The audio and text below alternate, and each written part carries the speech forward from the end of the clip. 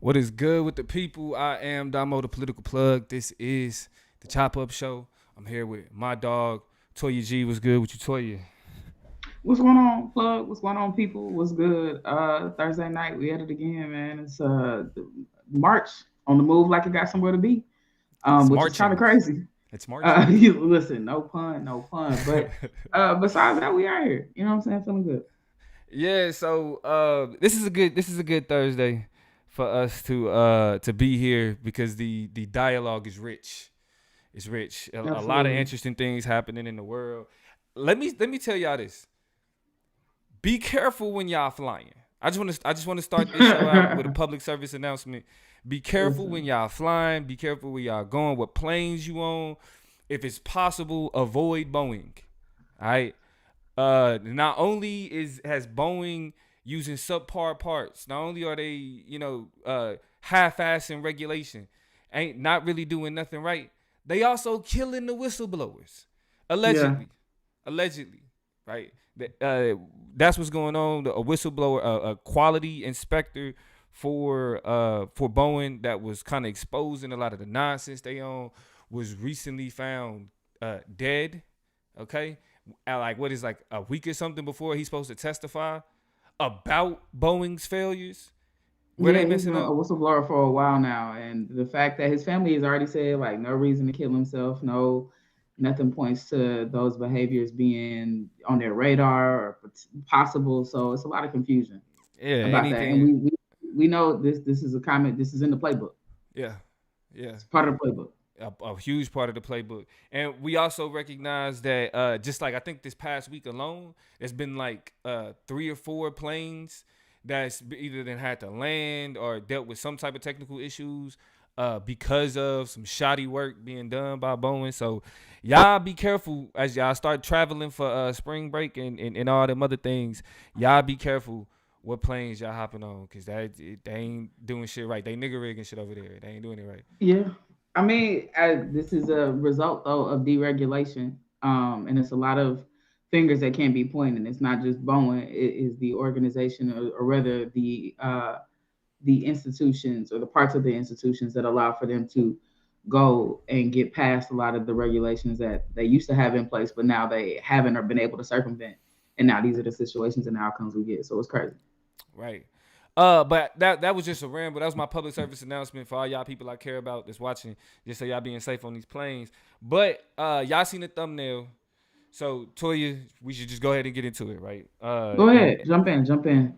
That is the TikTok ban, or Yeah, the TikTok ban that's on the way. If anybody been paying attention, it's you been kind said of very hard to. certainly, very surely. You said it's on the way. So I mean, but carry on. Now, just the way you said it, it's a little jarring, Well, but we'll get well, there. be, well, because it has some legs. Now, initially, Mm. you feel me? A lot of people felt like, nah, like I don't see how that happened, right? But oddly enough, what's happened recently with the legislation that came out of the House, a bipartisan legislation at that. That Mm. is the House passed a bill that either forces TikTok to sell its like I guess it's stake in the Chinese owned company that runs TikTok. Is it Um, Bite Dance? I believe is the name of the ByteDance, yes it company. is, yes it is, Mm. ByteDance. Or they just getting rid of it. You feel me? Now a lot of people have a lot of like real social issues, like the problems that they have with TikTok. You got a lot of people in the YouTube communities, like pro black communities, and conservative conspiracy type communities. It's a lot of conversation about how TikTok is predatory. The app itself is predatory. The whole app was created to give people access, like grown people access to, you know what I'm saying? So it's like there's a Mm. lot of beefs that exist with TikTok amongst people. What have you heard? Have you heard? Do you know of anybody being like TikTok is bad because of? I mean, before I answer, shout out to Tiffany, shout out to Miss Man. What's good? Good evening, happy Thursday. Happy to have y'all. Anybody else in here, go ahead and say what's up. Speak, you know what I'm saying? Say what's up to the family. We definitely happy to have y'all in here. But in terms of negative press for TikTok, not really. I mean, I think the biggest criticism that I've seen, or the most common one here lately, is that it has been commodified by a marketplace mentality, right? The TikTok shop has like overwhelmed posts. And so seeing a lot of content is of course going to be there because you're able to scroll to your heart's content, but it's going to be muddled with a lot of people trying to sell you something or get you And to buy TikTok shop, something or yeah. and get commissions and things like that. And so people have been unhappy with that. But I think it has been what it's always been, which is a place that thrives with trends, with salacious material, Charles and Netta and these people and that people and the mugs and the cup. Who had the Stanley cups? They really Yeah. started to get there. Every The trend really takes off on. NPCs. NPCs was Yeah, a wild. That was a right, wild era. eras. So many eras have been on TikTok, but the only negative things that I really heard straight out about it that people are not happy about with the app is just the way that consumerism has kind of become the backdrop and the foundation of it now. Yeah, that's how it goes. So you ain't really heard a lot of the dialogue about like why it's just a bad thing. You know what I'm saying? Like the access to kids and all of that type of stuff. You ain't heard none of that? I mean, no, like a lot of people have the same criticisms of TikTok that they have, I think, of Social Instagram and media, any other yeah. social media in general, especially with the studies that have been done most recently on the effects on teens and stuff like that, that is probably not the most positive atmosphere because you can only, you know, talk about unaliving or use code words and certain You can't even language say that no more. which is wild, but you can only use so many euphemisms before the kids still know what's going on. They still see what's tea. They're still able to make connections. And so no, like a lot of people have been like the biggest criticism of this bill, which is these privacy concerns are not concerns that are real to me. Y'all have all my information. Y'all watching me all day, every day. Y'all don't plan on changing it. The Patriot Act may ensure that y'all can do it. If it's not this app, it's going to be some other American-based app that's eating me up. And so I don't really care that China got my information because China been whooping y'all ass in every other sector. They probably already got it in another way too. So a lot of See, people have been like, yeah, See, you can't say stuff like that because then that's I'm why sorry. that gets it that because that's why they think they got to do shit like this because they like it's this idea that we're losing to China. You feel me? Because like if you look into what the New York Times article point out that the House on Wednesday passed a bill with broad bipartisan support that will force TikTok's Chinese owner to either sell the hugely popular video app or have it banned in the United States.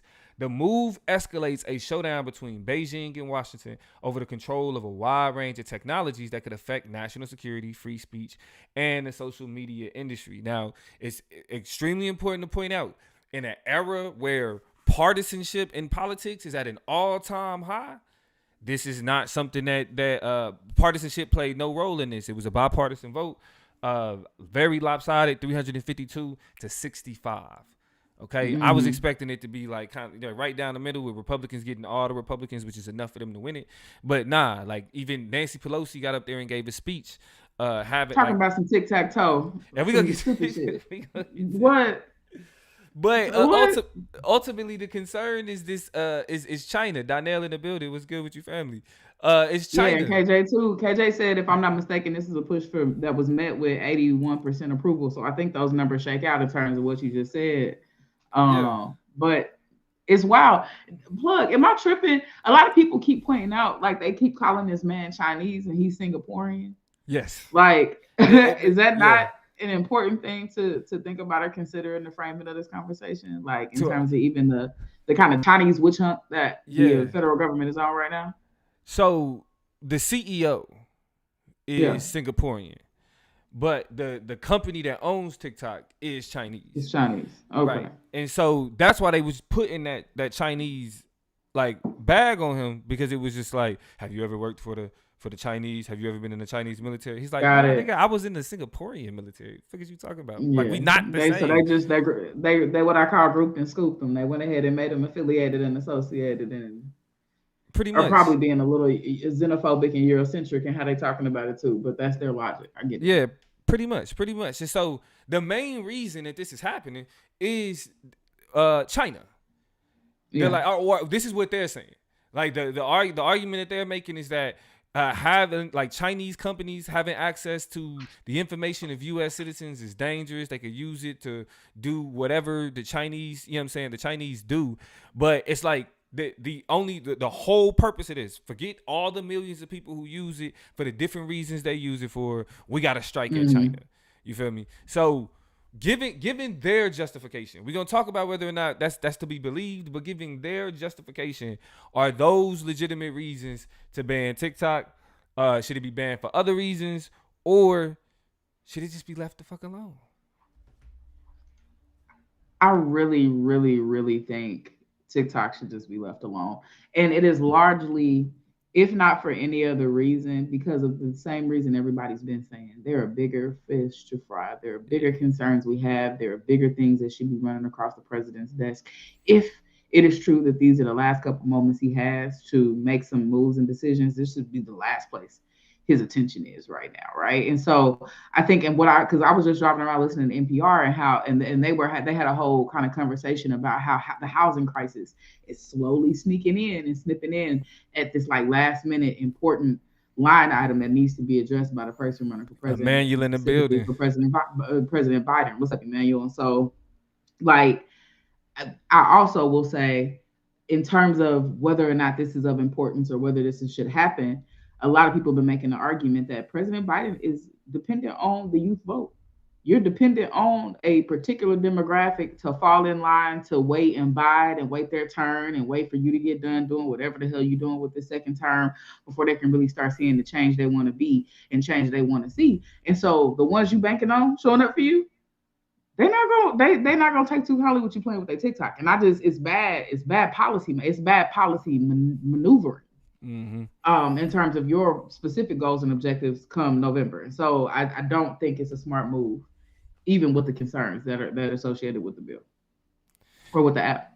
Yeah. I feel like I agree with you. Definitely need to be left the hell alone. Just same way y'all ended up leaving Facebook alone. Y'all end up leaving Twitter alone. Y'all end up leaving Instagram alone. After I had them whatever sham investigations, TikTok or Facebook still selling niggas data. Instagram still selling niggas data. Twitter same shit. Like those the issue. Yeah, go ahead. An alien, a South African, and you accepting them because Mark Zuckerberg is definitely extraterrestrial. And then what's the other man? Elon Musk is not from up here. Yeah. But you took favor on them, but because they're Chinese or Chinese affiliated, you got a problem.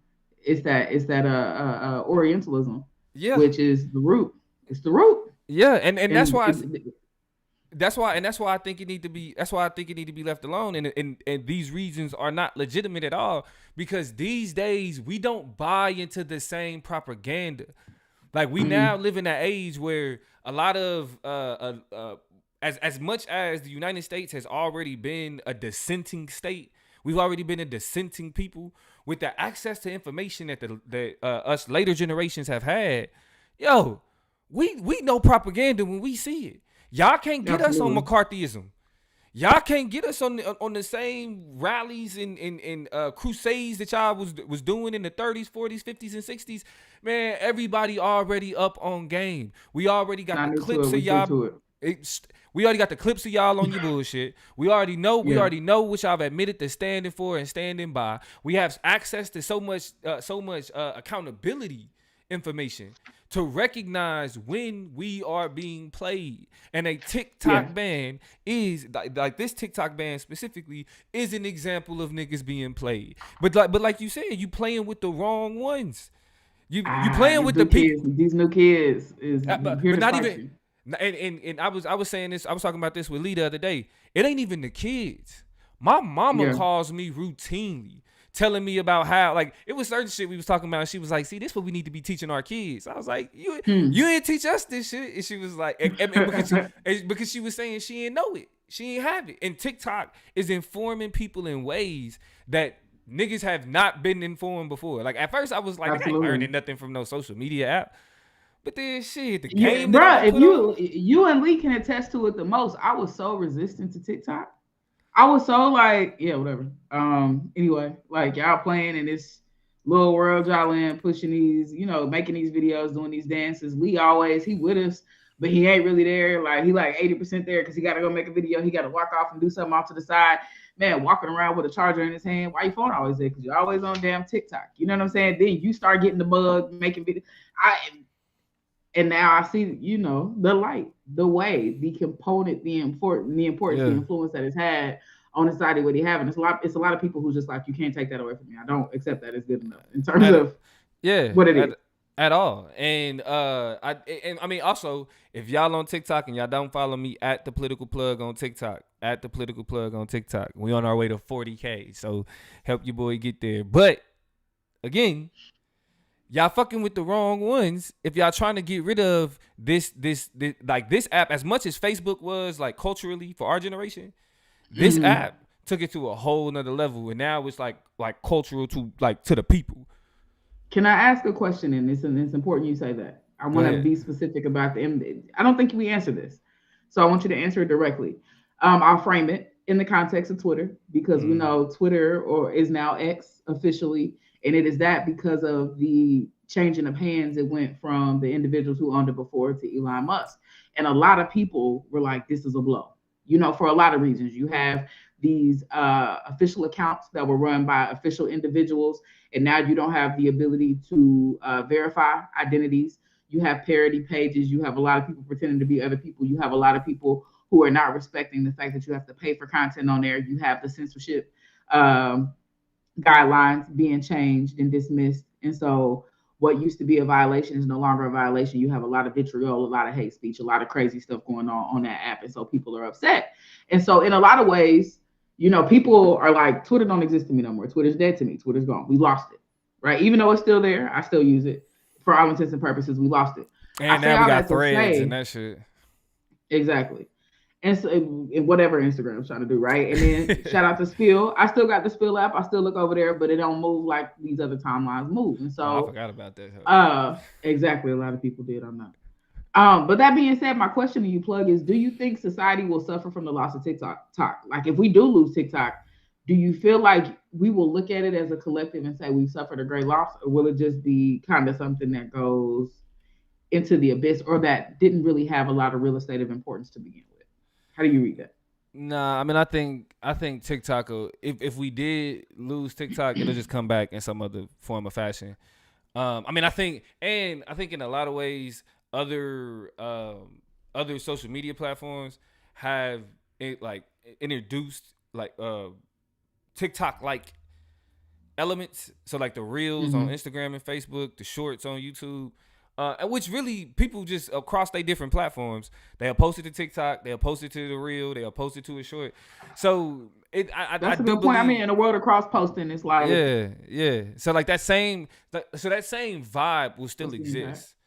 That same vibe will still exist. People are I still mean, like make TikTok like content. You know what I'm saying? The same educational material, all of that. So yeah, I don't but I think it'll don't think change. I think people will argue you're not gonna get that same bag. Like me and Lee talking, us we talk to Lee all the time about the way that he has been able to take his craft, turn it into a business model, utilize different platforms to engage different audiences to get different outcomes, and he's been able to be like, TikTok is making me upset in this way, but it do pay more money than Instagram in this way, and then Facebook ain't really, what I'm saying. So in terms of content creators who make a lot of their income off of that app, I do feel like it would be a ding for them who make their lion's share of their money off of TikTok because like you either got to go into way longer form content and take the YouTube pivot, or you got to figure out how to squeeze the money out of Instagram and Facebook, which is a different science that you may not have mastered because you might have put, a little bit more energy into what TikTok was doing. Um, and so I don't know. I'm not that person, but I'm on the outside looking in at how much of a cornerstone that component of income has become for people and how that could affect some things. So I don't I know. do. I do think It's though that risky. like even when it comes to the money aspect, I think that what'll happen is when people want when these platforms want more people on their platform, they change Mm-hmm. up. They provide those incentives. So a loss of TikTok would mean that YouTube is willing to pay more money. Facebook is with Instagram willing to pay more money.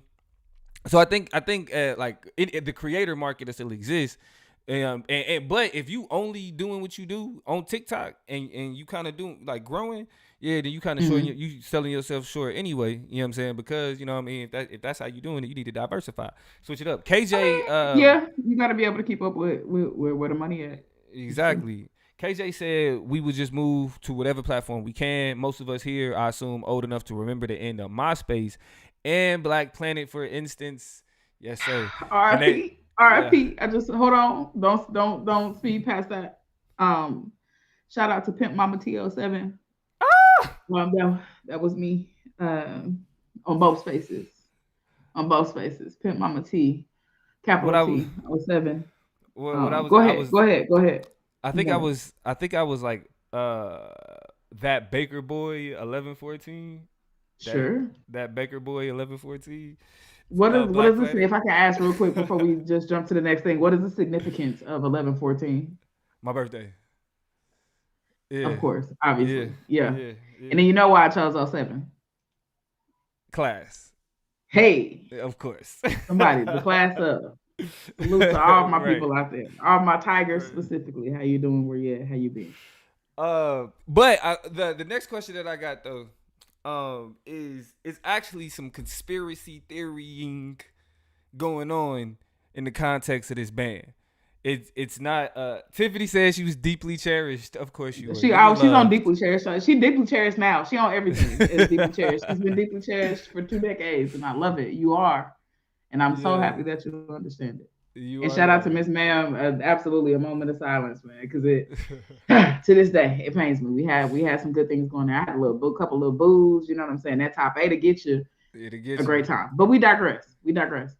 So let's get into the conspiracy theorying that's been going on about this ban, because of course, like, it's not just happening for no reason, right? Like, it's Of course. we the type of world that we in, what you see ain't always what you see. You feel me? Mm-hmm. And the conversation has started to shift to the Israeli-Palestinian conflict being an issue, a big issue on TikTok. And what's being recognized, what polling is showing, what they seeing in data is that most of the voices and that you see being proliferated across TikTok are Mm-hmm. pro-Palestinian, right? It's pro-watermelon. You know what I'm saying? It's anti-genocide, Yeah, I right? seen maybe like 15 hashtags. Like it was like this like infograph that showed like it was all Palestinian hashtags. Like Free Palestine was like 98%, and then it was like 15 other hashtags that was taking up the other percent of all of that. But it was just like so many different diverse ways people was talking about Palestine for sure. And so you have people like Josh Hawley, like Marco Rubio, Mark Gallagher. These are all Republicans in the House and in the Senate that are just straight up like this whole thing is anti-Israel. This whole thing is anti-Semitic, and TikTok is being used to indoctrinate the youth into being Mm-hmm. anti-Semitic. Now, again, what the youth have let it be known off break is that it's literally about genocide. Genocide is genocide, regardless of, you know what I'm saying, like how y'all want to politicize it. And calling out genocide is not anti-Semitic. And everybody that says that is willing to stand on it. You feel me? So y'all can play Yeah. the word games and try to manipulate it, but the gaslighting that has been done with this conflict has been called out heavily on TikTok. And now Yeah. again, they're referring to it. They're referring to that as indoctrination. Even further, what even further leads us to think that this has to do with the Israeli-Palestinian conflict is the head of the ADL actually made several comments. It was recorded making several comments specifically about the impact of TikTok on the Israeli-Palestinian conversation. Let me What cue does this the up. ADL stand for? The Anti-Defamation League. The Anti-Defamation League for sure. So definitely big defenders against anti-Semitism. And real quick before you play the clip, Jay Universe said just got done trying to put my supervisor onto the show or onto the podcast so I can listen to it while we work. Thank you, Jay Universe. That's what it's all about. Those are the connections We need this. That's Yes. Chop Nation behavior right there. And Yes. I personally appreciate it. Thank you. Love it. Shout Love out to it. your boss. Shout out to the super. Shout out to the super. Yeah. Shout out to the fam. They fam too. They fam too. But Right, period. let's hear what the head of the Anti Defamation League had to say about what he calls a TikTok problem. Oddly enough, let's get it.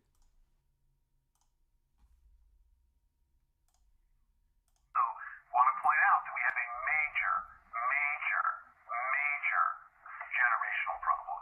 All the polling I've seen, ADL's polling, ICC's polling, independent polling, suggests this is not a left-right gap, folks. The issue in the United States in support for Israel is not left and right. It is young and old. And the numbers of young people who think that Hamas's, massacre was justified is shockingly and terrifyingly high. And so we really have a TikTok problem, a Gen Z problem, that our That's community crazy. needs to put the same brains that gave us Taglit, the same brains that gave us all these other amazing innovations, need to put our energy toward this, like, fast. Because So we heard it ourselves. They didn't say, he said we need to get over this. And this is what I think is extremely interesting. When it comes to the Israeli-Palestinian conflict, they're saying we need to get over this Democrat versus Republican thing because that ain't even Israel's biggest problem, which is telling. So, because you know where I'm about to take this, don't you, Toya? Take If it. the Take it if with the you. Democrat versus Republican thing ain't Israel's problem, our partisan approach to who we vote for and why we vote ain't got nothing to do with it. They looking at us as the enemy.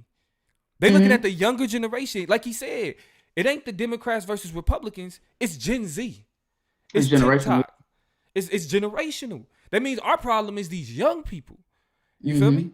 And so Absolutely. and so that's why I think when we ended up, and I'll just say this, is I ain't gonna make the whole conversation about this, but this is why we need to be politically involved, because they're trying to discount us. Specifically.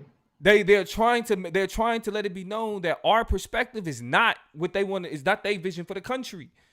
How is it a generational problem if the next generation is supposed to take over?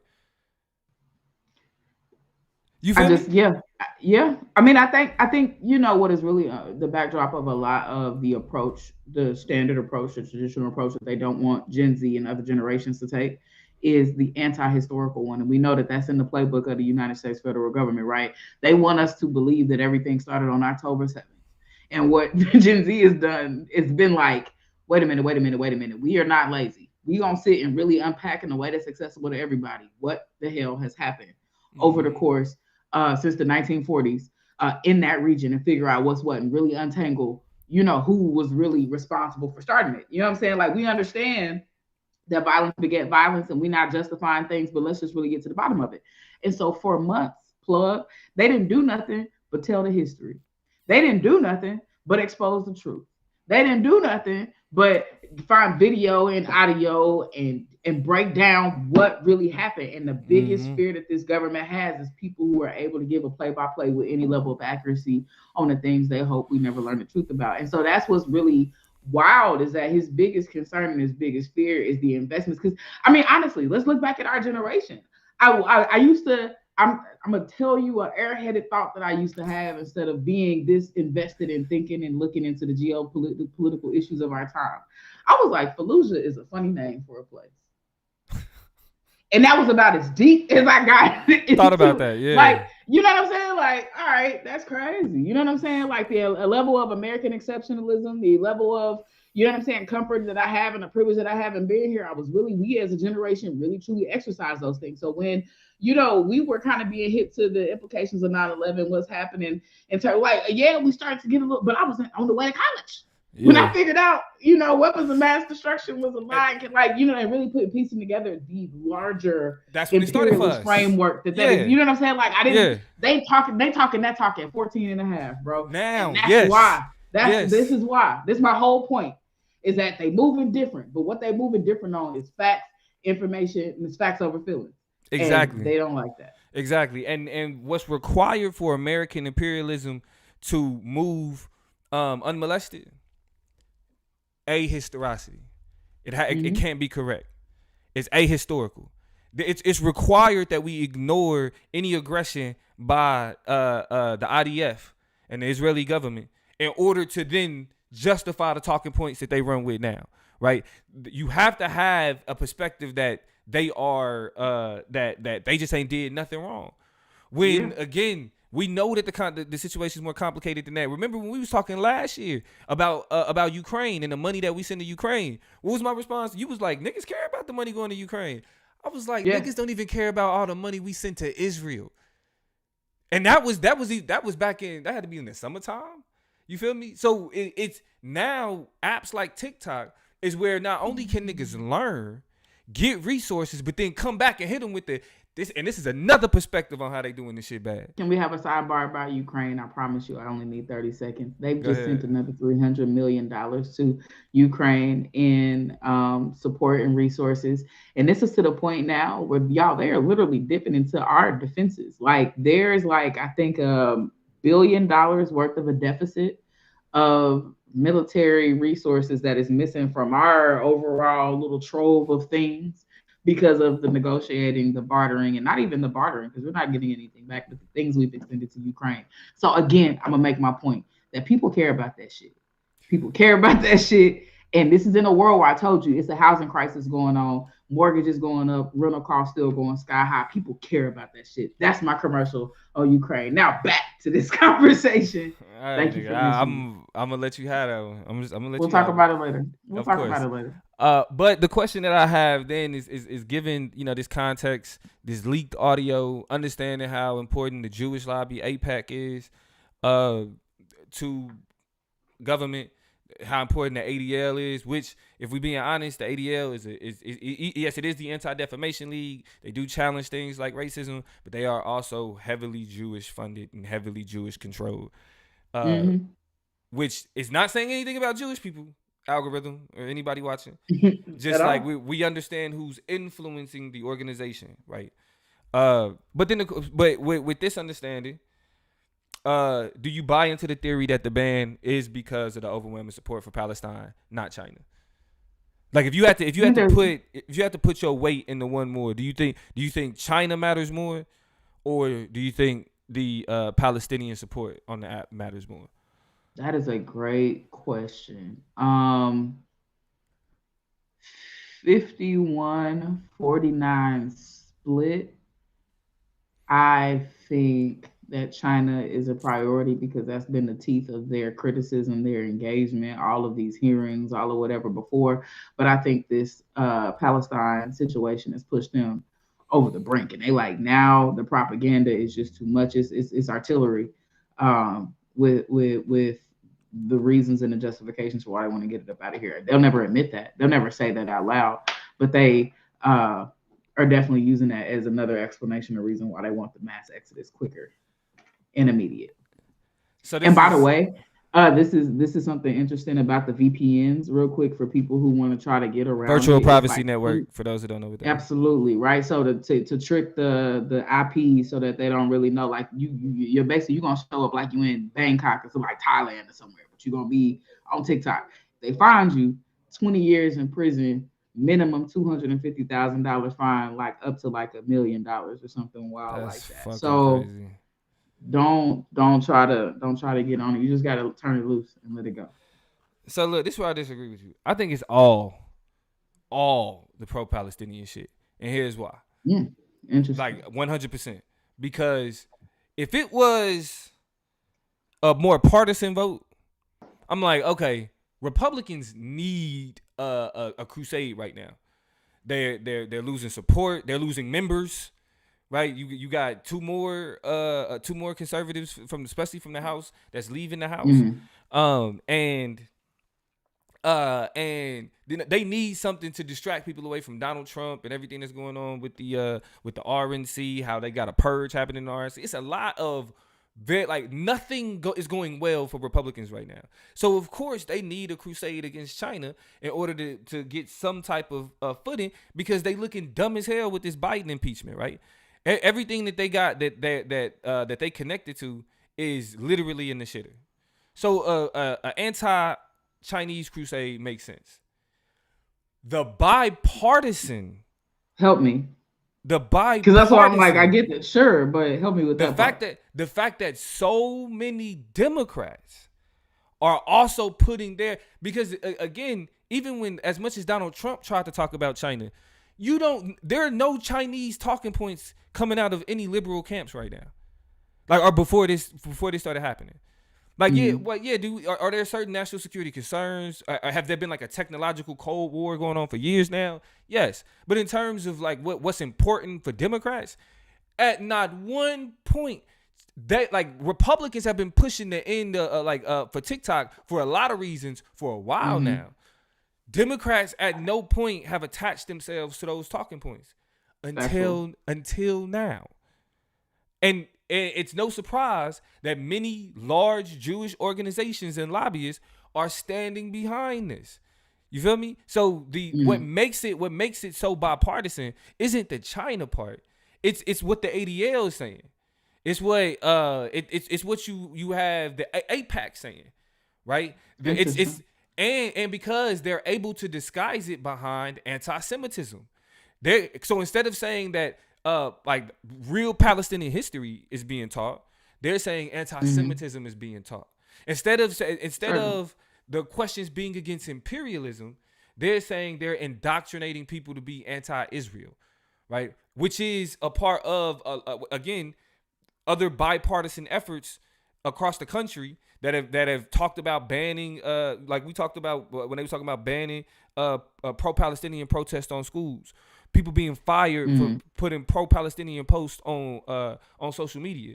So the whole China shit is a lie, like straight up. Like with all the issues and connections and money that's being made with China, anytime they trying to tell y'all that China is an enemy and a bad guy, then explain why niggas had no problem with Ivanka Trump making millions with Chinese and copyrights. And this is the daughter of the my president. question though is, but their issue with TikTok and all these hearings predates the conflict between Israel and Palestine. So why then do the issues with China and the longstanding beef with China just like not count as implicating forces to this issue? I guess is my question. So the long term, like, so the strategic positioning and the strategic push and pull that we see with the United States and China, like that's just been the status quo. That's just what that is. But what we recognize is that when politicians need like rallying cries, they've had a few to rely on. Russia and China are the main two. Democrats, other than like the same, national protection, like the generic national protection conversation, they haven't been focused on that crusade, that rallying cry.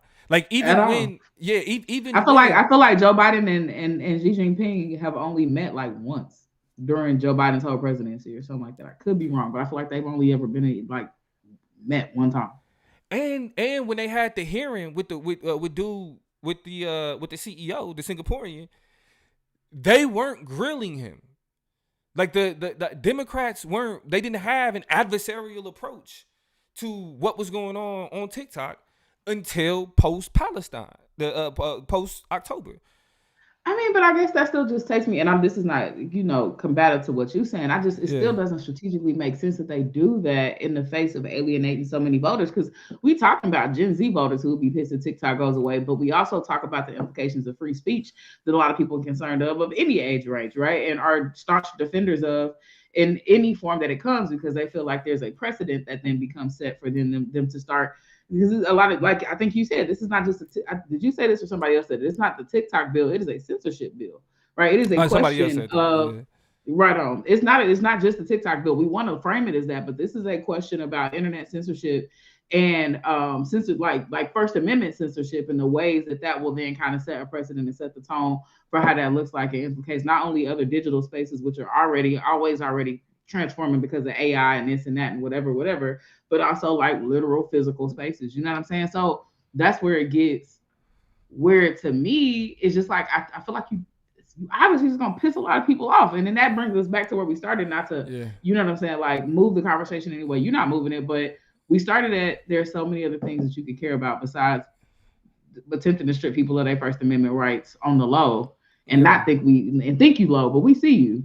And then also piss off a huge voter base that you have in terms of young people as well. So I don't So know. That's what just me so thinking out loud. yeah. So I'm gonna say this, and then I'm just ask the last question, and we can get to the second shot. Um, Joe Biden and them, when it comes to this Israeli question, the Israeli-Palestinian conflict, Joe Biden and them has already cut they losses. Mhm. That's why you don't. That's why his rhetoric has remained the same. That's why as far as they gonna go is call for a ceasefire, but they're still gonna send money to Israel. They, you know what I'm saying? Like the whole, like a part of the whole border package that Republicans rejected was the amount of money the money that was going to Ukraine. You know, of course, Republicans don't have any problem with money going to Israel, and so Mhm. the way Democrats in terms of the Israeli-Palestinian conflict have already said, like, if we have to stick with the American imperialist agenda, we're not coming off that because TikTokers are mad. And so that's why he's saying that it's a generational gap because like the older generations all support Israel. Like if you look at the polls, the older generation support Israel, the newer generation support Palestine. So they like, all right, we're gonna have to just make up with it somewhere else. But it also means though that he's gonna lose a lot less voters, you know what I'm saying, specifically older voters, and the ones that uniquely have a problem with Donald Trump because he's hemorrhaging support, especially when you got Nikki Haley who's dropped out the race but can still get 16% in Georgia. So, last question: do you think it will actually be banned? Do I think it'll actually be banned? I think it's possible. You think it's possible? I totally think it's in the realm of possibilities. I don't think that anybody has a Hail Mary move. I really don't know what Congress is going to do with it or how we are gauging the temperature of the pulse on their likelihood to pass it through. Yeah. But it made it through one chamber. So I don't see Again, why I don't know why Joe Biden wouldn't go ahead and sign it because I don't think he has the interest of the new generation or of the TikTok users or the he's never made any gestures toward being soft toward that particular demographic. So I think he's gonna do whatever the hell they told him to do. yeah. Teamwork. So I think I don't think it's gonna pass because the Senate and the House have to operate differently. It's so many representatives in the House because they all represent their own district in multiple Mm-hmm. states. So you got multiple districts in multiple states. So these districts all, they have their own ideological leaning, which means that as long as you in line with the community that you represent, the district that you represent, you good. You can get up there and say whatever the fuck you want to say. If that community, fuck the rest of the state, but if that district rock with you and they rock with what you saying, you'll be reelected. I mean, but I need to believe a lot of their districts don't rock with them. They just went up there. Them Democrats districts. I mean, like, because I feel like what Ilhan Omar, like, Yeah, was she? Wait, she's a yeah, she's in the House, right? I'm not yeah, making that she's in up. the House. Yeah, she's in the Right, House. and she didn't vote for it. And her disposition toward it was largely because of the violations of the First Amendment. But there's hella other Democrats that don't give a shit about that shit that went ahead and did. Well, but then if you look at like the Marjorie Taylor Greens, right? Like the Jim Jordans of the world. These are people who have been wholly ineffective in legislating, but they keep getting reelected. See what I'm saying? Jim Jordan been in Congress 15 years. He's never passed a bill. Why is that? You know what I'm saying? And so the difference between the House and the Senate is the Senate has to represent the state. So you can't just go up there, you know what I'm saying? You can't just go up there saying whatever because you have both the Democratic The Republican and the metropolitans. Democratic, You yeah. know what I'm saying? Exactly. So that means when you got those metropolitan areas full of them Democrats and them rural areas full of them conservatives, you got to be able to get some of them moderates. You got to be able to get some of them those undecided voters. And you're not gonna Right. get them, standing up there just saying crazy wild shit. And so I think that it's imperative that the Senate actually care more about the constitutional questions because it's more people that they reflect and represent than people in the That's House. real. So I don't think it's gonna pass the Senate. Um, We'll see for sure. Cause I don't know. I don't trust them niggas, man. What's good, Yeah, Vance? What's we'll good? see. What's good? What's good? But with that being said, Toya, you can take us to our second chop to go ahead and close this. Well, not close it out, but take us to the second part of the conversation. All right, real quick, let's go ahead and jump over. And we haven't been naming our chops lately, so I'm gonna call this an entertainment chop. Um, excuse me. We know that the Oscars passed this past weekend, and that there was a lot to be discussed, a lot to be seen. We're not going to cut into a lot of it. Instead, I'm going to get right at Mr. Cord Jefferson, who won the Oscar for Best Adapted Screenplay for the movie American Fiction. Now, I haven't been able to see American Fiction, but I definitely want to see it. And I have been hearing a lot of buzz around it, and the trailer itself is actually pretty interesting. We're not going to play that because we got a couple other videos we're going to play. But I will give you a synopsis of American Fiction if you're not familiar with it already. Main character Monk is a frustrated novelist who's fed up with the establishment that profits from Black entertainment that relies on tired and offensive tropes, stereotypes. To prove his point, he uses a pen name to write an outlandish book of his own, a book that propels him to the heart of hypocrisy and the madness he claims to disdain. So basically, Monk writes about Black, and his one of the lines he has in the movies, and he's like, "I am a Black writer. I'm Black, and I'm a writer." Right? Like, just the very obvious connections means I write Black books, right? I create Black material because I'm a Black person writing it. It's Black. Right. But the industry doesn't see it that way, so he plays it up is every stereotypical kind of representation you can put in this book: gangsters and hoes and thugs and bitches and all this and all that and baby mamas and stuff. And the world goes crazy. His whole time, his true appearance or identity is hidden. And what he comes to find is exactly his biggest fear, basically, that they don't really want what he has to say. They are loving because he propels to all different levels of stardom. They want the whack shit. You know what I'm saying? They want the murky things. And so it really draws that out, does it in a, I don't think it's a satirical way. It's more of just a humor kind of comedy way. But I think like it's straight comedy. Like it's just exactly. I'm trying to see yeah. how it's kind of characterized. At any rate, has a lot of big names in it, right? Jeffrey Wright is the star, but you also have Stellan K. Brown. You also have Erica Alexander, you know, from Living Single. Issa Rae is in it. Tracy Ellis Ross is in it. So a lot of big names. Just off the rip, and this question will be relevant as the conversation plays out, but just based on what I'm describing to you, does that movie sound interesting to you? Does that plot sound interesting to you? And chat, I want y'all to get in and talk to me too. Like, does that sound interesting? This Black writer who wants to be famous, who works very hard at his craft, who's all about his what he does in his profession, not getting the bump he wants, but as soon as he switches up and plays to the stereotype, he's propelled into the fame that he's always dreamed of, and he's conflicted about the things that, you know, what that means, and he explores that for a film. Would you watch a movie like that? Does that stand out to you as like a Black movie you would want to watch? I'm gonna be honest. So I have a high threshold for like me in cinema. I'm not a movie guy, so like I have to really be engaged to sit and watch a movie. Unless it's like a superhero movie, and then I'm tapped in MCU. All for it. It doesn't though. It doesn't. Not because I think it's a bad movie or I think it's a bad premise or I think it's a bad concept. That's because it is a sobering reality. You know what I mean? That, yeah, we can laugh at it, but then the reality is still, you know what I'm saying? Like, cause like if I when I think about like what we do as podcasters, like we don't do relationship advice. Like we don't do religious debates. We don't do, you know, Black men versus Black women. You feel me? Mm-hmm. Like we don't do the ratchet shit. Like we literally get up here and just kind of talk about things that we actually talk about, that we think is important. You feel me? And that we actually research to develop a better understanding of.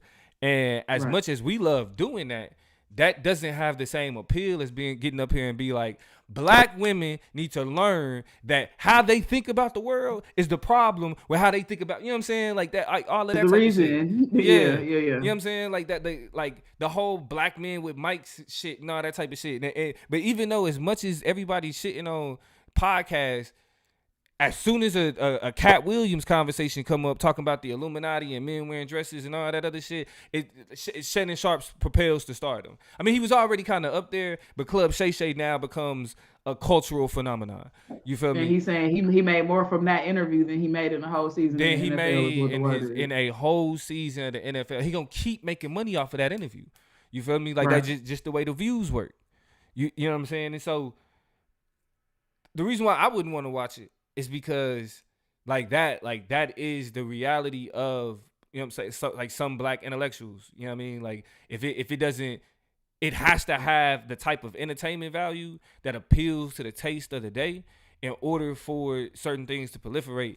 And again, as good as that is as a concept for like a movie for us to understand and dissect and all of that, as somebody who experiences it, I'm cool on it.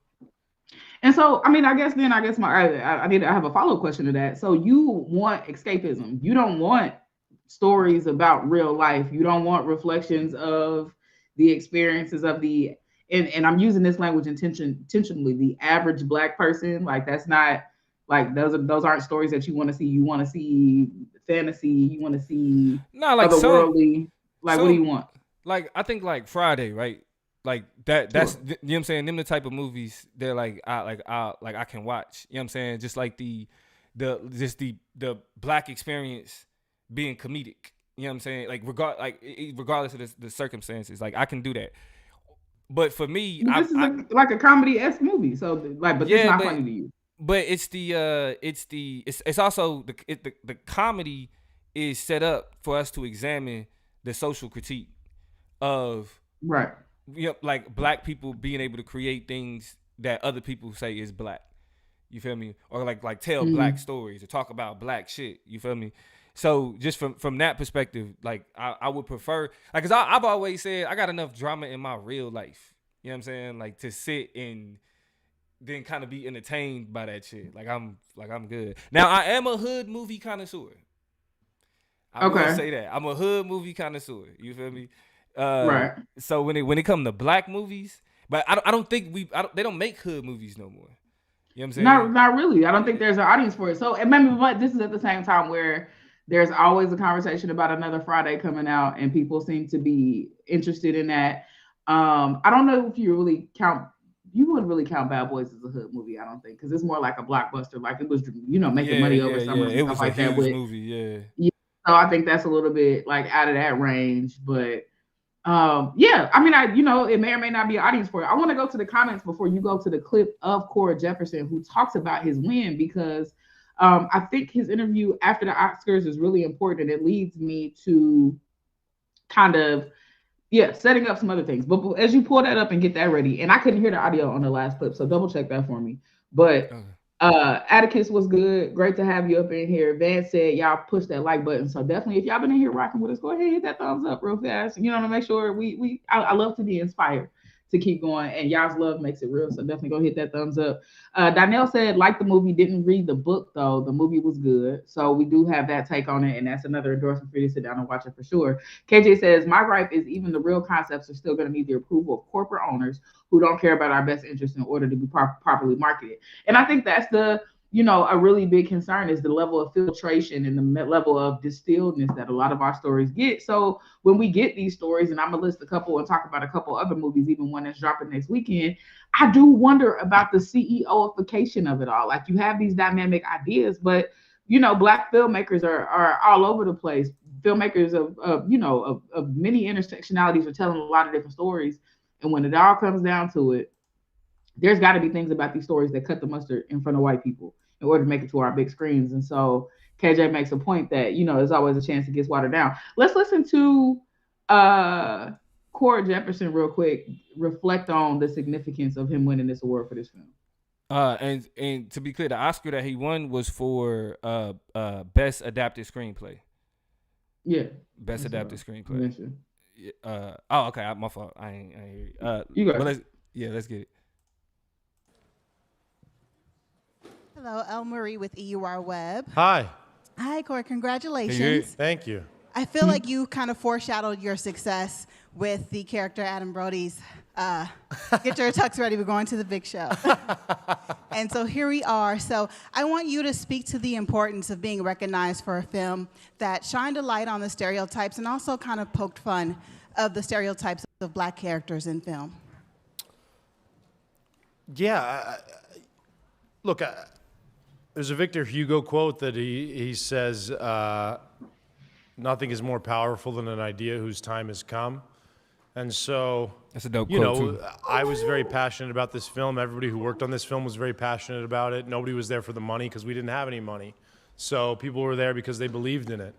And so to be here now and to receive this kind of response is yeah, it feels incredibly surreal. I'm so grateful for it. I think everybody on the film is so grateful for it.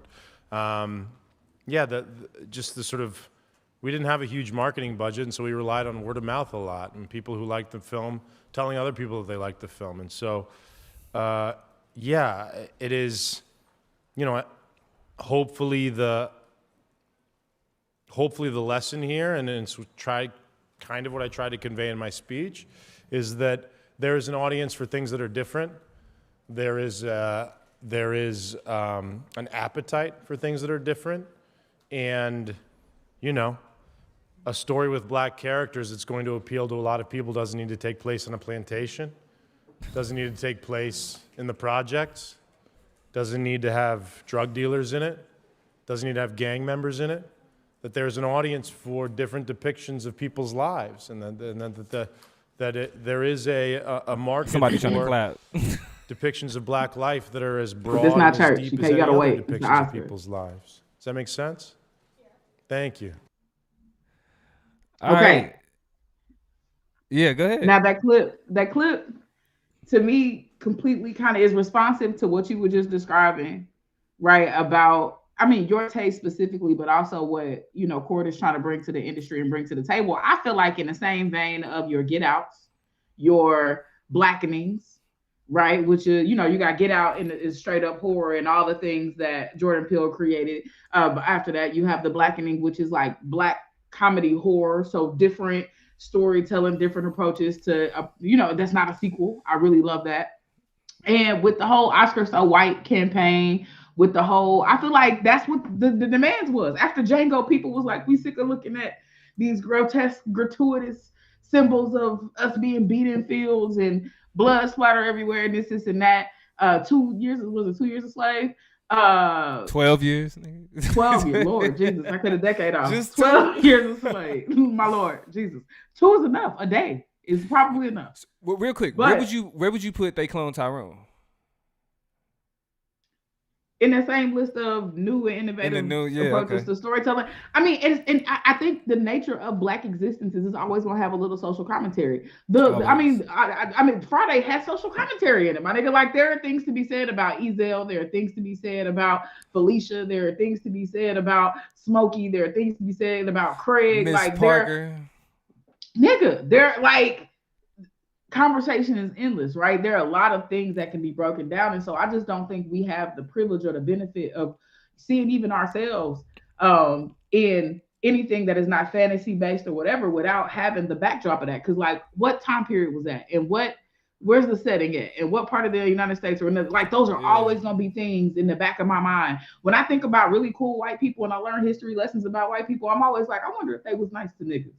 You know what I'm saying? Like, there's no information given to me that is situated in this real world that's not like some alternative universe where I don't have that ensemble of questions in the back of my mind, right? So I say this to say, I feel like once upon a time, everybody was like, we want other stories. We want alternative approaches. We want new and innovative approaches like this that don't rely on the gangster paradigm. Niggas ain't got to shoot and get killed, whatever. Slang but dope. there are people... Yeah, but pull up the tweet because there are people who, you know, for all intents and purposes, are upset with what Cord said, right? So there's a tweet from True Laurels that the plug is about to pull up, and I'm gonna give him a chance to pull it up because it's actually a 3-part tweet, and I'm gonna read it because I want to know from you and I want to know from the people in the comments if this tweet has a point. Right? I thought we was all on the same page about wanting to see these diverse images, wanting to see new forms of storytelling, wanting to get it a little bit different. But True Laurel says, I love when Black people subconsciously express their disdain for other types of Black people. And the vitriol is typically pointed toward ones who are the most actively oppressed in our society. They continue by saying, this fake plight of the middle/upper class American Negro is so tired And it's not even accurate for real. The vast majority of niggas I see getting life-sustaining opportunities are ones who came up incredibly privileged and surrounding themselves with non-blacks or blacks just like them. He concludes by saying, or they conclude by saying, that was pretty much my whole issue with American fiction. I'm not gonna act like I didn't like parts of it, but it was so dishonest in its critique. The niggas getting 7-figure book deals ain't the ones coming out the projects. It's the ones who rub shoulders with whites on a regular basis. And so, and then I'll read you the first comment that I really kind of agree with. They say you missed the point. To me, he subconsciously is your projected false interpretation of his statement. All he's saying is, to me, that there are multiple universes in the Black community, and Hollywood needs to stop glorifying slavery and etc. and highlight others that exist. What is your take, Plug, on this conversation? On one side, different diverse stories, approaches, and ways of Black storytelling that are specifically Black and not ambiguous about that, but aren't steeped in, these tropes and these narratives. Or y'all not the only niggas who is hurting out here. We need our stories told. Those stories are still important. And you are trying to middle class / oppression Olympics your way into the spotlight because you feel like don't nobody tell your stories. How do you feel? So I think it's... So I feel like we need more stories of Black people. Like, we need multifaceted stories of Black people. We need Black fantasy. We need Black wizards. We need Black spacemen. You know what I'm saying? Like, we just need depictions of Black people across the swath of media that we see everybody else in. You know what I'm saying? Mm-hmm. But where I think the problem lies, though, and like where like things are missed, is that we have to understand, though, that the attempt to distance oneself from the hood is typically saturated with anti-Blackness. So it's like I get what Corey Jefferson is saying when he's like, all of our images don't have to reflect the hood. All of our images don't have to reflect slavery. Our stories don't have to reflect that. I think that's more of a criticism of Hollywood than it is of Black people, though. And I think that's what dude missed. Because right now, there's a viral situation on TikTok where it started out as a Black person, I'm no longer afraid to say X, right? And somebody, of course, this is inevitable, but somebody was like, as a Black person, I'm no longer afraid to say that I don't like people in the hood. I don't like being around people from the hood, from the ghetto. And that's what he's responded to, is the ways that people who grew up outside of the hood, the people who grew up in the suburbs or grew up in places where opportunity was prevalent, right? Mm-hmm. Those people then create a perception of the hood, of the ghetto, and people that come from that place that's pretty much informed by the anti-Blackness that they learn from being in a more privileged scenario. You know what I mean? And so while I can appreciate True Laurel's his vigor to defend people who come from more impoverished areas that lack opportunity, I also think that they missed the point on what he was saying, because Hollywood invests in the same story. Hollywood invests in slave movies. Hollywood invests in crime stories, in drug dealing stories, in, you know what I'm saying, gangster stories type shit. The same way the music industry, you know what I'm saying? You wonder why, what rises to the top, or what we end up hearing the most, or what we end up seeing the most, the murder, kill, is because that's what sells. That's what these industries are putting money behind. That's what they giving, forward and cash for these artists to really figure out what they want to do to be available to them, to push a brand and push a product 24/7. Leave your family, we'll forward you this cash. We'll give you a cash advance as long as you make this type of music. I mean, and I feel like I forget which artist, we pointed at that said this, that pointed out the fact that they don't want that. This is what they pay us for, so this is what we make. Which, interestingly enough, is in conversation for a whole bunch of crazy reasons, but we ain't talking about that shit. Something at all. But I tell you what, he was on to something when he said that. And so the whole scapegoat of, that a lot of hip hop artists use, a lot of rappers use, is we storytellers. We just, if they telling us stories that's not even their truth. You know what I'm saying? That's the other side, is even their stories and recollections are being embellished. So when we look at the projects coming out of Hollywood, what studios are paying for are not even the real versions of it. Mm-hmm. You know what I'm saying? It's the tricked up, hyped up version of the worst possible scenario and the worst possible situations that come out of the hood. And so it's what they willing to fund. You know what I mean? And so I think that's what becomes a complicated question when we know and we see the agenda right there. How do we celebrate? I won't say how do we celebrate, but there is just a complication in celebrating even some of those narratives that are negative, because we want Black people to make it. We want them to reach the upper echelons. We want them to get those those gold trophies and those gold statues. We want them in those rooms making those strides. But when we know what they cranking out for the sake of what the industry wants to see, do we stop and ask the question long enough? Like, are you culpable in these representations and their negative influences on our communities? But those are complex questions when you're just trying to celebrate niggas winning things and being happy that niggas is finally in the room and that they finally getting statues that have been denied. So it's all complicated. But are we supposed to be happy about that though? Like, it's like when we boycott the Grammys, when we boycott the Oscars, it's supposed to be we're supposed to be letting them know that the standards that they operate from we no longer care about that. Like, that's no longer. So it's like when they give it to us, it's like, okay, yeah, cool. But then if we boycotting them because we don't like how they move, and then they be like, okay, we'll give you, because American Fiction is the type, if we being honest, it's the type of movie that would win an Oscar. I think he probably wrote that knowing if this get picked up, it's up. Why? Yeah. Because you have a protagonist who isn't overly Black, which isn't it. When I say overly Black, overly stereotypically Black, right? Right. But that's an issue for him because he's a Black writer and he doesn't want to be put into any box because he feels like his Blackness is just as valid as any Blackness that you can find in the hood, which is true, right? And absolutely. And this is the middle class appeal that we see. You feel me? Well, like, woe is me because, I can't help it that I came from a more privileged situation. I shouldn't be oppressed by other Black people because of that. And it's like, it's people that want that to be the case. There's people that want that thing to be true.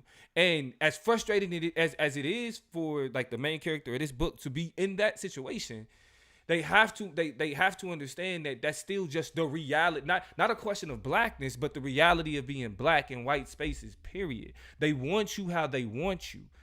You feel me? And because sometimes these things can turn into criticisms of Black people because it's like, well, this is what Black people consume.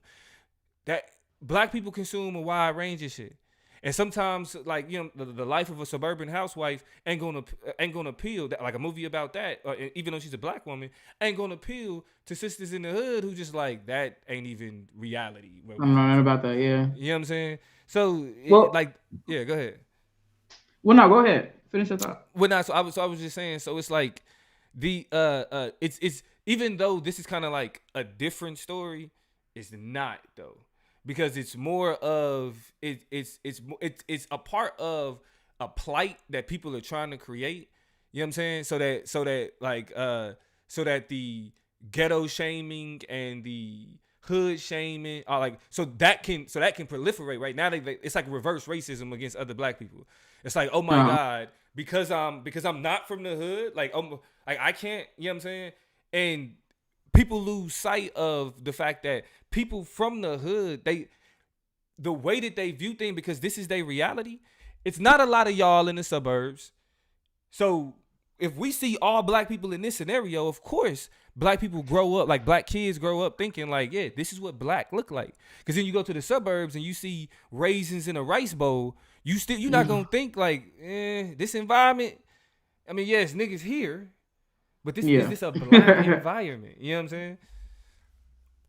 Yeah, I'm gonna go to the comments. I think some interesting things are being said here. Donnell says it was centered around a Black man who, although an intellectual, still struggles with feelings of inadequacy, imposter syndrome, sibling strife, and the overall gaze Black people go through daily. So using that as kind of a fulcrum for what to expect then does, allow for there to be some intrigue to me, right? I do want to see Black people tell those stories about how they deal with things that are not necessarily about their socioeconomic status or trying to navigate, the struggles of survivor's remorse because they went in advance but had to leave some things behind. It's just about, this might have some of it in there, but the notions of, not feeling like you belong in a space, sibling strife. And let's be honest, we went to PWIs, you know what I'm saying? Like, that's more related. I won't say it's more relatable than a lot of other, more stereotypical stories. I feel like we got a finger and a toe and a little bit of everything, but that's some shit I identify with. Like I would probably see myself in a film like that, which is why it's interesting to me specifically. Shout out to Blue for being in the building. Say what's up to both of us. My boy Blue was Vance good with you. dropped a couple comments. The best black approaches have been on television series, but they keep cutting them shorter, undermining them outside of Atlanta. That's facts. Watchmen, Lovecraft Country, and American Gods were all dope. I was gonna say And Lovecraft definitely Country for sure. the one that I think is the people's favorite is Lovecraft Country, one that a lot of people talked about, you know, we're not really getting a chance to appreciate. Continue, Vance said, they clone Tyrone was also a great flick that touched on the hood from a sci-fi perspective. And I thought that was nice, right? A very mixed medium approach to telling and introducing stories. Still had the backdrop of social criticism and kind of, you know, for everything from the chicken to, you know, when they got underground and was in the laboratory and stuff like that. A lot of things that have us looking at, you know, Black people's positionalities and subjectivities specifically, but in an interesting way told that story. KJ says, let me see. Man says ultimately what we need is for the BET, the NAACP, and Soul Train Awards to also expand how they present and award blackness too. That's facts. Cornerstone Black institutions, I feel like, do a very poor job at innovating and at making themselves credible to new generations and really making themselves that shit is interesting like to new generations ancillary. and relevant. Yeah, very much so. And I think that's a problem. I feel like the NAACP has worked to kind of come around the corner and challenge some of those things, but I feel like it ain't enough. It don't hit like I don't think the it's supposed to NAACP can because that's another organization controlled by. I'll leave it there. I just be. And so, real quick, because I feel like we've been talking for a bit. We 70 minutes in. I want to go ahead and start to point us Rabbit toward an endpoint. Yeah. So I guess regardless of how you feel about these representations, right? Regardless of how you want yours, whether you want it straight nitty gritty hood, you know, no escapism, just real life Black people, bottom rungs of society. Whether you want, you know, this kind of middle class, whatever you want to approach, that is real life from the position of people who are not necessarily talking from the struggle. There's no slavery narrative. There's just Black people living life and having real life experiences that everybody else will have just from a Black lens or with Black characters. Right. Doing those things, right? I want to go be a lawyer and get into law school and face some challenges, not necessarily related to my race, and do some cool shit. And you know what I'm saying? Like just like anybody else would. Like a Black so legally blonde. And then we have our escapisms, right? Our horror films are like a Black legally blonde for sure. I mean, or like Barbie, you know what I'm saying? Like spinoffs from Barbie that really kind of, but Black Barbie was a thing. So I don't know. Let's not get away. Let's not lose the plot here. Yeah. But I think what we're getting at is that there's room for all of our Black stories and that everybody is trying to get us to recognize that our representation is important, that it has value, that our stories have value in the marketplace of ideas and in the marketplace of art. Is that fair? Yeah. Okay. Yeah. So we agree, regardless of what you like, what your flavor is, we all kind of agree that these Black stories have value in them being told. There is a movie. Okay, go ahead. Continue. No, you, please. If I'm wrong, please tell me that I'm wrong. Because I feel like you were saying, I don't mind Black stories and representations. I just want my shit to be ones that allow for me to get away from the realities of Black subjectivity, of gratuitous anti-Black violence, of white supremacy. I don't really want those stories. I want a Black Harry Potter in so many words. Is that? Yes, that's true. But actually, what you're about to get into is the point that I was gonna make. So like we could just because we we'll get there. Yeah, we're gonna get there. Yeah. And so I feel like in this move to just make sure that we are producing Black things for Black people, by Black people with Black perspective, I don't want us to lose the plot because I'm not here. You know, like it's kind of like I'm rooting for everybody Black, and I am most of the time, but I do be having questions. And whereas I don't really have big questions about American fiction, I think there's some. I've explained why I feel like there's some value there. There's a movie coming out on March 22nd, so next weekend, called The American Society of Magical Negroes, and it addresses, first of all, just with the title, it kind of addresses it in the trailer in terms of me being like, are we sure we want to call it that? But that's clearly a high point that they have in the movie, because I don't know if I want people talking about, what are you doing this weekend? I want to watch The American Society of Magical Negroes. I don't know if I want that to be, but they don't care. But, and so I don't know. But I just want us to watch this trailer and then talk about it, because it's projects like this that had me putting question marks toward these new approaches to not telling these stereotypical traditional stories and doing something different. By the way, before you play it, I want to give a synopsis of the story. The American Society of Magical Negroes is a fresh satirical comedy inspired by the magical Negro cinematic trope popularized in American cinema and television throughout the 20th century and first named and criticized by filmmaker Spike Lee. Flipping the trope on its head, the American Society of Magical Negroes follows a young man, Aaron, who is, it's spelled A-R-E-N, that's why I don't know, who is recruited into a secret society of magical Black people, listen to this, who dedicate their lives to the cause of utmost importance, making white people more comfortable. Although initially enamored with his new powers, Aaron begins to question the value of using supernatural means to do the very thing he's felt obligated to do his whole life. I both do and don't understand what that combination of words means in terms of a plot. And to me, the trailer didn't really help. Let's watch it together and then we'll talk about it toward the end. All right, let's go. Welcome to the American Society of Magical Negroes.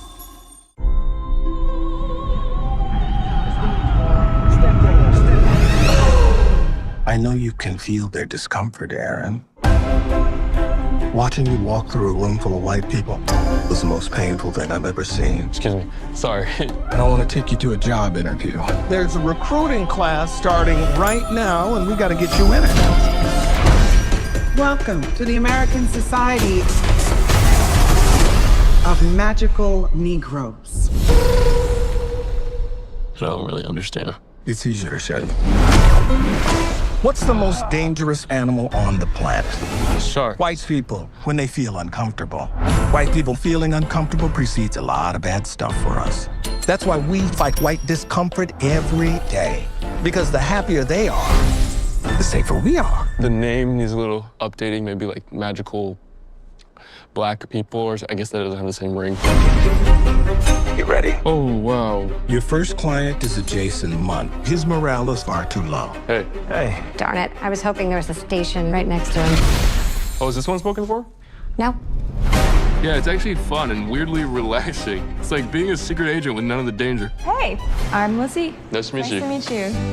She's great. Yeah, she's cool. You kidding? Come on, man. She's smart and funny. I know what you were doing going on about her. You're trying to set us up. No, that's not what I was doing. You cannot have a relationship with Lizzie now. Because if you don't put Jason first, everyone's magic will fail.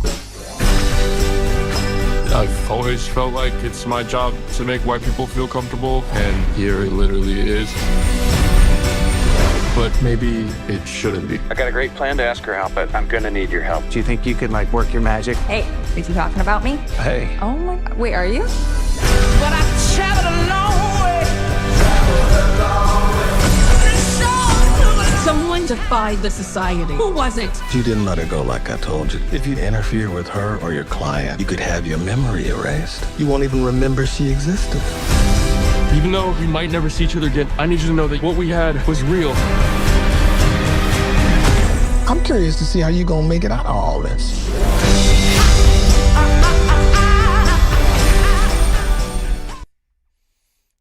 All right, y'all. So you see why I wanted to watch that with you. First impressions. And by the way, this stars Justice Hill. This is David Allen Greer, Nicole Byer, Aisha Hines, who is my girl from 911. A lot of heavy hitters in this one too. First reaction. Yeah, I'm not fucking with it. I'm cool. Can I ask you why? Yeah, because it's first of all, okay, I can get the okay, well, you know, we work to make white people feel comfortable so they're not more dangerous, et cetera, even though that premise is like faulty as hell because comfortable white people is when they're the most dangerous. You know what I mean? Like I would heavily push back against that. Like once white people get comfortable, they also become more comfortable with their racism. They don't. It's not like they start being more altruistic to black people or change their niceness has never changed whether or not a white person was gonna treat niggas like shit. Because what happens is, and I think this is the part that they kind of, I don't know how they address it, but the problem with the magical Negro is that they're set apart from other black people. You know what I mean? Like it's like, yeah, it's this black person that I like. You're a black person. You're not a nigger, Jamal. Like it's that's all that's happening. And I think that like, and then I mean, listen, love who you love. I ain't got no problem being around that. But then when the like a large plot of the movie is this nigga competing with this white man for a white woman. What are we doing? Like what are we doing? You know, I feel like I've specifically seen in the request for the diversity of films for there to be more rom-coms, like Black love rom-coms specifically. Like we haven't had a, you know, The Best Man or The Wood or a Love and Basketball. There hasn't been a Black love story that's kind of been centered for us to invest in and really Hitch. Hitch wasn't even a Black love story. I feel like was it The Photo or The Photograph? It was a movie with Issa Rae and Lakeith Stanfield. You're right. And so, but not enough, right? And you see, I have a laundry list. We love like there's so many movies we can look back from the 90s and the 2000s to really demonstrate what I'm talking about, but we don't have many of those. And then when you do kind of give us some of that angle, this is not hate against interracial relationships because they're as real as anything, but that doesn't seem to be so I guess my question, what the people ask for. And so my question is like, who's the audience for this movie? Is it white people? Because like there was and when I think about it, I think about what was Dear White People? And kind of, I guess, the appeal that it was supposed to have to them as well as me. But I don't see black people being the audience for this. When I look to the comments, and man, you'll say this look like some bullshit. I'm cool with the laughing emojis. Let's see. Anybody else? Miss Ma'am says, okay, now I better understand the concept of the movie. It's a pass for me, especially if it's supposed to choose your happiness over their comfort. A non-black love interest misses that point. My God, a word. I'll say it again. It's a pass for me, especially if it's supposed to choose your happiness over their comfort. A non-black love interest misses that point. And I think when we talk about, but I mean, it depends on whose happiness you're talking about and trying to preserve. Go ahead. And it's the obligation to this white man too. Like, and it's this black man telling him to be obligated to this white man. And it's like the movie, even if the movie is supposed to criticize the society for like criticize how they operate, kind of like some Black Panther, Open Up Wakanda type shit, like criticizing the structure and all of that. Even if it is, this is that light-skinned suburban story, and no offense to light-skinned people, which I know what I mean. We know what we mean culturally when we say light-skinned, but it's American. It's like American fiction. It is the oh my God, the struggle of us black people who are accepted into whiteness. Like, oh my God, the struggle of us black people who work so hard to make sure white people are comfortable. Stop it. Yeah. That is a story. When you ask who wants to hear that story, this is a white people story or a suburban nigga story. A nigga who got clowned for his hairline. You know what I'm saying? But grew up and got a good ass job. You feel me? Went to college, did his shit. You feel me? And now he has access to white spaces, or whether it be from Magic or some other. And he has this slight black resentment because it's like because he wasn't the black person that fit in like other black people, like shit, kind of like how we felt in the hood. God damn it. You know what I'm saying? Like, you know what I'm saying? The nigga, like we niggas on the debate team, in the middle, smack dab of the middle of the ghetto. You feel me? We was not niggas, like we wasn't niggas that fit in like that. But it's like we still respect the hood in our family because it's a part of who we are, even if we didn't fit in that shit. So like these stories that attempt to create this plight of, you know what I'm saying, like black suburban nature. Yeah. You feel me? Like, oh my God, the struggle. Like, yeah, I got this white boy that's my best friend, but it's this white girl who, you know what I'm saying, that like I really got a crush on. That is for suburban niggas. Period. Like, and they're black people. Niggas, like suburban niggas, y'all are black. Like this is a black story. American fiction is a black story. But but when niggas from the hood are looking at that as like a plight, you feel me? Then that's when it's like, all right, I guess I'm not going I'm not gonna like have beef with that, but that's just something like that's for y'all. Like that's specific. So yeah, I mean, I think that's the conclusion we have to have. I mean, I think my personal opinion is that I agree with Cord Jefferson's original opinion, which is that there should be a place in a landscape, a cornucopia, a diaspora. And I see the people, I see our Chop Nation in the comment talking about the black diaspora. I haven't been able to read those particular comments fast enough, so I kind of been just kind of weaving through those because I can't really put the whole conversation together right now. But I feel like we need all of those stories. I feel like, if we could get more money behind them, but we also have to recognize those stories exist. There's a lot of Black platforms. I think All Black, and it might be All BLK, is a platform that's like for $5.99 gives you access to a lot of quality Black writing. I was kind of better than Tubi. Dealing with that's better than Tubi. And we had to put a close to this, and so shout out to, I ain't gonna get no shout outs because I had to dead it. But I was dating this young lady and kind of dealing with her. And she was and I mean, as recently as yesterday, I was like, I think I'm good. But she's in the USC School of Film and TV writing. And so she has written a full episode on a show with like people I recognize. Like she did a premiere of a film, a 30-minute short about a month ago. It was phenomenal. Saw the picture, saw the video. It was an auspicious occasion where a lot of people were there to support. So it's a lot of Black people making stuff. Go watch it. Go find it. You know what I'm saying? Because these stories from the diaspora are being told, you know what I'm saying, like very interestingly and with a lot of the intersections that I think make us amazing. They might not always make it to the big screen. They might not always make it to our apps, but they absolutely do exist. And I think it's our responsibility as consumers of this media to go find it. So I was able to get the context with KJ and Vance about the diaspora and all of that, because KJ was pointing out how, let me find the comment. I don't think we need Black versions of white concepts. Plenty of concepts we can use from an African, Caribbean, Black in general foundation. Van's point was that a lot of those concepts that Black people think are white were actually originated by Black people, though. So, but then KJ, I think he kind of clarified when he said, Black stories been had magic. We don't need a Black Harry Potter, for instance, is all I'm saying. And I understand. Yeah, that comment makes sense, yeah. Right, and I understand that. But when I'm saying Black Harry Potter, I'm saying I'm speaking more to like the tropes in Harry Potter with Black people. So a institution of magic, like what the school, whatever Magical Negroes could have been. You feel me? I think this is an example of over politicizing Black shit. Like as opposed to just having the story of a young black witch.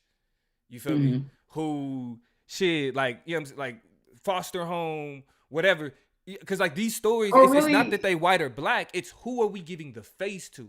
Who are we? I think I would be really interested in a meaningful project from Black people, by Black people, about voodoo and hoodoo, something that demystifies that and really is honest about its origins, what it is, everything from its African roots to, you know what I'm saying, like the Americanization, the American influence of it, you know what I'm saying, on slaves and stuff like that. Like I think that would be an amazing project to take in. But Jay Universe said, I don't want to skip this comment. Not a Black man fighting for a white woman. It's a hard no for me. So I just wanted to make sure that vote was tallied in our conversation of who's even trying to look out for this particular film. Remember, I said it comes out next weekend. I low-key want to watch it. It's something that just looking at it, I'm side-eyeing it, but I want to watch it just to see if the ending is something that I don't suspect. Because like these days, trailers, and that was a 2-minute trailer. So I'm trying to figure out if it was 2 minutes of them telling me the movie, which is what they tend to do these days with these new trailers that they come out with, or if it's 2 minutes of some shit that I'm thinking, but then it's going to end up being something that I'm not, and the right thing is going to prevail, and we're going to end up on the right path. And so we'll see if it crosses my way. And whether, is that my little friend tapping at the door? Yeah. Our executive producer. I'm done. So you can definitely tell the EP to come on in. It's been a great conversation. I feel like we talked about this potential TikTok and social media ban. We should be concerned about it. Like I told y'all, like I've been saying, it's not just a TikTok ban. It is a very muchly a freedom of expression ban, a potential ban on our ability to speak and have free speech and represent ourselves. Our producer is here. Hello, Huey. Tell my nephew I said what's good. Hi, Hey, what's good? I like those PJs. But we also got into the movies that's Spike, dropping. of We got course. into American fiction, and we had a great conversation. So if y'all got here late, start at the top. If y'all been here the whole time and you didn't hit the thumb, make sure you do that. If you love us for real, share the video. Tell people you got a cool little pod you want them to get into, you want them to tap in with. Jay Universe told Job about it. Y'all need to be like Jay. You know what I'm saying? Like, I really am appreciating the signal Chop boosting. We Nation love number y'all. one support. Well, I gotta say because it's a lot of y'all that's our number one supporters. So we rock with all y'all.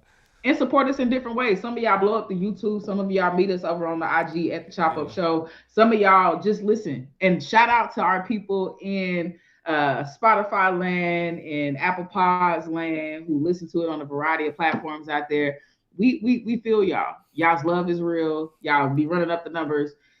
We keep it cranked out for y'all. So we get love from so many different places. If y'all are listening, do me a favor. If y'all are listening on Apple Pods, go leave us a comment. Go run them up real quick. Go leave us some stars, some likes, rate. Leave some comments over there. 2024. I ain't seen no new comments since 23. So if y'all like the show, it's a new year. Go tell us about it over there on Apple Pods so that the people, including us, can see that y'all rocking with the show because we'll never get to hear from y'all. You know what I'm saying? Like, and that would mean a lot to me. And if y'all want to get Chop Up material while you scrolling through your Facebook or through your TikTok while we still got it, follow me at the Political Plug. If y'all want to see more Toya face on TikTok, follow me at the Political Plug. That's where our Chop Up content goes. We're trying to get it up to 40K, so y'all support mean a lot. So with that being said, man, thank y'all for this wonderful dialogue. Thank everybody that was commenting, kicking it with us in the chat. Tomorrow we get the Fonnie Willis decision. So it's a good y'all chance. Y'all been rocking with the plug on that. So y'all make sure y'all jumping on YouTube like y'all been doing and clock in for duty. I was about to say it's a good chance that we're gonna be live in the morning. Okay, we're gonna be live in the morning. So we may only have a short break before we back at it. But again, thank y'all for joining us tonight. This is the Chop Up. We will see y'all next time. Peace. Love y'all. Good night. Peace.